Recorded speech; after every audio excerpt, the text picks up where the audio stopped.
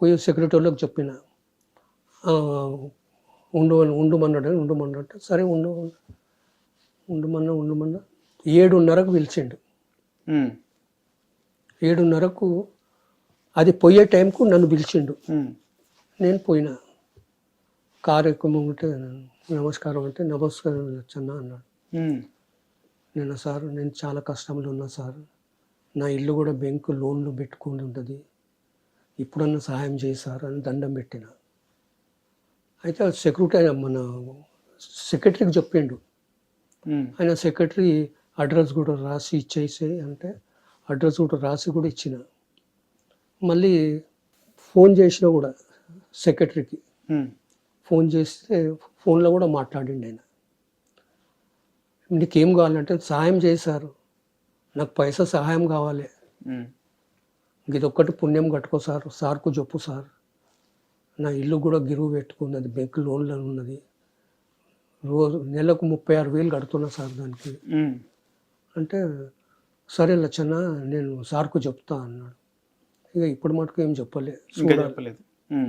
ఇంకా చూస్తాము. మీ అమ్మాయి పెళ్ళికి పోయి అడగలేదా? అడిగిన 3 సార్లు పోయినా. ఏమన్నాడు మరి అప్పుడు కూడా ఇదే లక్ష్మీనారాయణ అని ఉండే సెక్రటరీ, ఆయనకు చెవులో ఏదో చెప్పిండు. నేను అడిగిన లక్ష్మీనారాయణ ఏం చెప్పిండు సారు అంటే, నువ్వు రేపు రాలచ్చన్నా అంటే తెల్లారు కూడా పోయినా. మళ్ళీ 2వ రోజు కూడా పోయినా. 3వ రోజు ఇక నాతో కాదు అన్నా. 2వ రోజు పోయినప్పుడు బోనం ఉండే, ఆడ ఇంకా నిలబడ్డా. నేను నిలబడితే సెక్యూరిటీ అయినా నువ్వు అటు వెళ్ళిపో, ఇది లేడీస్ ఉంటుంది అంటే ఆమె అప్పుడే వస్తున్నది. బోనమ్మ ఏం నాన్నగారు డ్రైవర్ అని తెలియదా, ఎందుకు బొమ్మంటున్నావు, పో లచ్చన్న బాబు గారు ఉన్నారు పో కలువు అంటే పోయి కలిస్తే ఈయనకేం చెప్పిండో చెవులో ఏమి సెక్రటరీకి ఏం చెప్పిండు సార్ అంటే రేపు రా అన్నాడు. సరే తెల్లారిపోయినా. మళ్ళీ తెల్లారిపోయినా 3 సార్లు పోయినా. 3 సార్లు కూడా అదే రొటేషన్. ఇక ఇప్పటికి దేవుని దయ ఇప్పుడు మొన్న పోయి కలిసినా కదా, చేస్తా అన్నాడము. చేస్తా అంటే ఇక వెంకటేశ్వర స్వామికి దండం పెడతా ఆయన చేస్తా అంటే. ఇక తర్వాత వైస్రాయ్ గడిన తర్వాత ఎన్టీఆర్ గారు రాజీనామా చేసి ఇంటికి వచ్చిన తర్వాత ఎవరెవరు వచ్చారు ఆయనకు సానుభూతిగా నాయకులు ఆయనను పరామర్శించడానికి? చాలా మంది వచ్చిర్రు. వచ్చినాక ఇదంతా గొడవ అయిపోయింది అంతే. ఇప్పుడు ఆయనకు మొత్తం 8 మంది కొడుకులు కదా, 7 మంది కొడుకులా 8 మందా ఎన్టీఆర్ గారికి? 7 మంది. 7 మంది కొడుకులు, ఒక ఆయన చనిపోయినాడు. 4 కూతుర్లు, పురంధరేశ్వరి, లోకేశ్వరి, భువనేశ్వరి, ఉమామహేశ్వరి.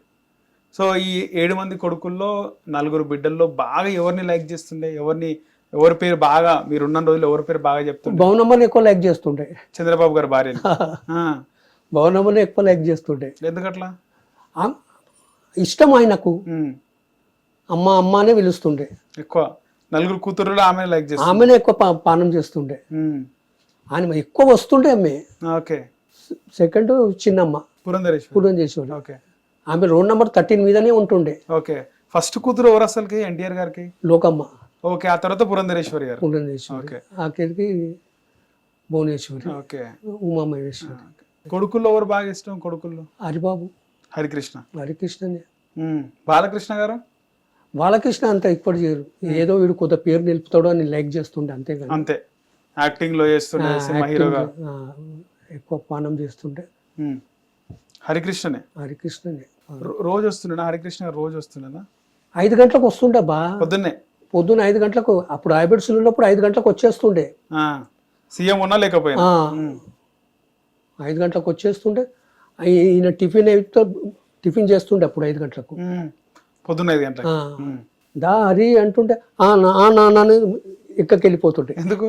అప్పటికైనా తినేస్తుండే. ఇంకా మిగతా కొడుకులు వస్తుండే అప్పుడప్పుడు? ఎప్పుడెప్పుడు వస్తుండే మిగతా కొడుకులు? రామకృష్ణ బాబు చెప్తే ఎంబడే ఉంటుండే. జయశంకర్ బాబు, మోహన్ కృష్ణ, ఆయన ఫిలింలన్నీ ఆయనే తీసిండు. మోహన్ కృష్ణ ఆయన ఎక్కువ పానం చేస్తుండే. నాచారంలో మధ్యాహ్నం పూట అందరు కలిసి తింటుంటారు. రామకృష్ణ బాబు, మోహన్ కృష్ణ, అందరు కొడుకులు. గ్రూప్ ఫోటో కూడా అక్కడనే దిగినట్టు, నాచారంలోనే దిగినట్టు గ్రూప్ ఫోటో దిగినారు కదా. ఆయన చాలా ఇది చేస్తుండే పిల్లల్ని చాలా పానం చేస్తుండే. ఎక్కువగా సినిమా యాక్టర్లు ఎవరెవరు వస్తుండే ఆయన దగ్గరికి? అందరు వస్తుంటారు సార్, చాలా మంది. ఎవరు ఈమె సౌకార్ జానకి, ఆయన సీఎంగా అంటే దిగిపోయిన తర్వాత, చంద్రబాబు సీఎం అయిన తర్వాత ఆయన బాధలో ఉన్నప్పుడు ఎక్కువగా సినిమా యాక్టర్స్ ఎవరు వస్తుండే ఎన్టీఆర్ గారి దగ్గరికి? గుమ్మడి, ఉమ్. సత్యనారాయణ, ఆ.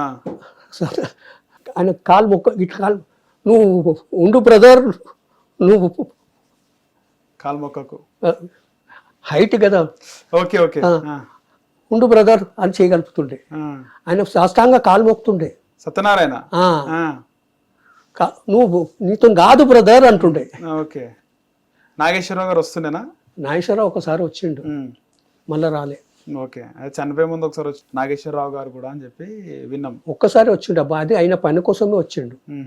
5 ఎకరాల పొలము స్టూడియో ముంగటనే ఉన్నది. ఇక్కడ అన్నపూర్ణ స్టూడియో. అన్నపూర్ణ స్టూడియో ముంగటనే ఉన్నది.